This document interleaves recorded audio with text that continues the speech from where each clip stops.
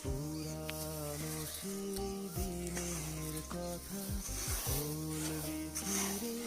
ধান ঝাড়াই করতে করতে বৃষ্টি পড়েছে, টিপ টিপ করে পড়ছে। হঠাৎ যদি জোরে বৃষ্টি আসে, সেই জন্য ধানগুলো এক জায়গায় করে একটা তাঁবু দিয়ে ঢাকা দিয়ে রাখতে হবে, তাহলে আর ধানগুলো নষ্ট হবে না।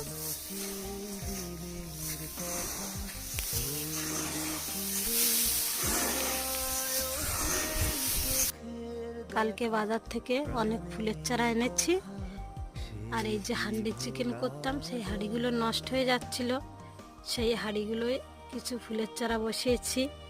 আর এই মালসাগুলো আমার ভাইজির বিয়েতে দই পাতা হয়েছিল, মালসাগুলোও নষ্ট হয়ে যাচ্ছিল, ফুলের চারাগুলো বসিয়ে দিলাম। আর বড় হলে কিন্তু দেখতে দারুণ লাগবে।